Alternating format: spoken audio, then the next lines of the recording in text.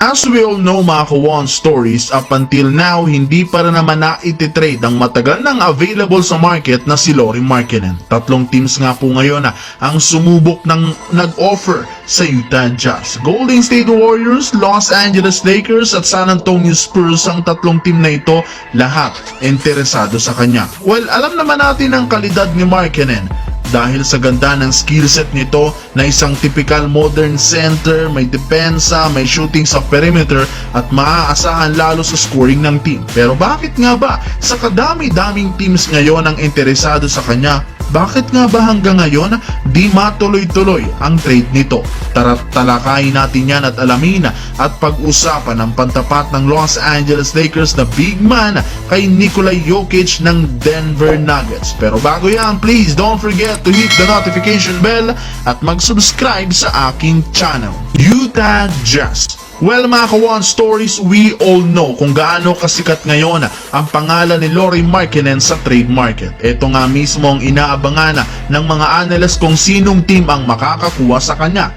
Ayon nga sa source, naka-all-in nga daw dito ang Warriors, lalo pat lahat ng hawak nilang player available sa trade talks except kay Stephen Curry. Ibig sabihin lamang nito, kahit sina Jonathan Kuminga at Brandon Podziemski hindi ligtas sa negosasyon, pero dahil nga may downside ang pagkuha kay Markkanen, napapaisip ang kupunan ng Golden State Warriors. Lingid nga sa kaalaman ng lahat, 55 games lamang ang napaglaruan nito last season. Ibig sabihin almost 25 games pataas ang hindi niya napaglaruan dahil sa injury. Speaking of injury, eto nga mismo ang downside mga ka-One Stories kay Lauri Markkanen, isang injury-prone big man. Kaya naman marami ang nagtataka ng mga fans bakit napakalaki pa rin ang hinihinging kapalit ni Danny Ainge. Hamakin nyo, ayon sa source, tatlong first round picks na may kasamang young star ang gustong kapalit nito.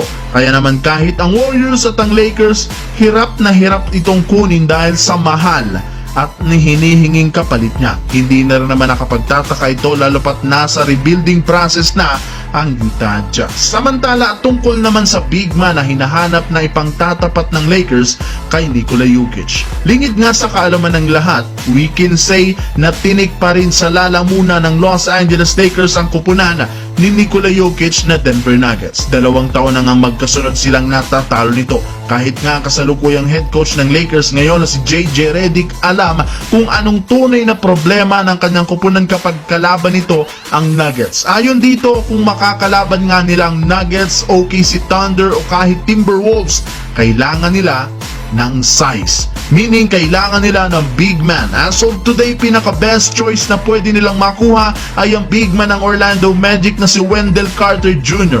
Isang 6'10" physical center na kayang sabayan si Nikola Jokic. Basically, sentro lang naman nga talaga ang kulang ngayon ng Lakers at hindi isang superstar. Total package na nga sila na maituturing at eto lang naman ang kanilang kailangan. Napakagandang lineup ang mabubuo dito ng Lakers kung makukuha nila si Wendell Carter Jr. dahil babalik muli sa power forward si Anthony Davis at may pangtatapat na sila kay Nikola Jokic ng Denver Nuggets.